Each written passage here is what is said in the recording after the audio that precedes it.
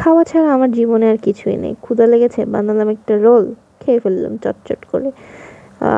এইটা একটু বাঙালি স্টাইলের রোল ছিল, মানে হোটেল স্টাইলের। ভালোই ছিল, খেলাম। আর এইটা ছিল দই বড়া, আমি যে কতগুলা খেলাম। একটা বাসায় দাওয়াত ছিল, মানে আমি পেট ভরে ভরে খাইছি। আমি শুধু দেখি কেউ যেন আমার দিকে না তাকায়, আমি যেন খেতে পারি সব কিছু। আর যা থাকে আল্লাহর রহমতে সব ট্রাই করি, কোনোটা বাদ দিই না, কোনো কোনো কিচ্ছু বাদ দিই না। মানুষ তো দেখে শুনে খায় যে কোনটা মজা হয়েছে, কোনটা হয়।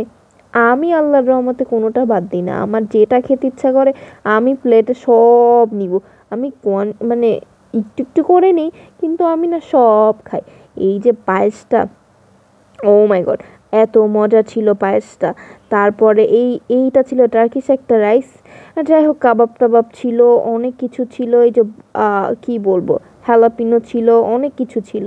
আমি সব নিছি, এই যে আমি ডেজার্টও সব খাইছি এখান থেকে।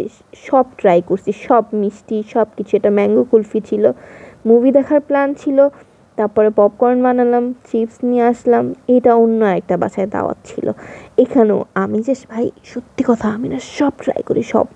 আমার তো মনে হয় কোনটা আমি রেখে দিব, কোনটা আমি, কোন টেস্টটা কীরকম হবে এটা যদি আমি না জানতে পারি আজকে, মানে মানে বাসায় যে আমার শান্তি লাগবে না। আমি সব খাবো, সব ট্রাই করবো। এই বাসার এই বেগুন ভাজাটা যে মজা ছিল, যদিও বা বেগুন খাই না, আমি ওই দিন খেয়েছিলাম, ভালো মজা ছিল। জানি না এত ক্রিস্পি কী করে। আর রোস্ট আমি কোনো বাসার বাদ দিই নাই, ইলিশ মাছ বাদ দিই কিন্তু রোস্ট বাদ দিই না। রোস্ট আমার সব থেকে পছন্দের। এই যে দেখেন আমার প্লেট, সব কিছু আশেপাশে, কাবাব টাবাব, চিংড়ি মাছের একটা তরকারি ছিল, সব আমার প্লেটে। আমি সব কিছু ট্রাই করবো। আমি খালি দেখি মানুষ আমার দিকে তাকাচ্ছে কিনা, লুকায় লুকায় হইলেও আমি সব ট্রাই করি।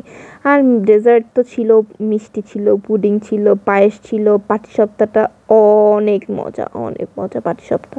আমি পাটিসাপটা 3-4 পিস খেয়ে ফেলছি, এত মজা ছিল।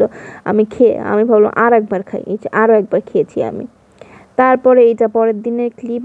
ওই যে তাল, কার কার মনে আছে, অনেক বড় তাল, সেই তালটাকে সুন্দর করে দুধ, তারপরে হচ্ছে নারিকেল, এইসব দিয়ে মশলাপাতি দিয়ে সুন্দর করে রান্না করেছে। যদিও বা আমি তাল খাই না, আর যেহেতু আমি তরকারি কম খাই, এই জন্য আমার জন্য একটু মাংস রান্না করা হয় প্রতিদিনই।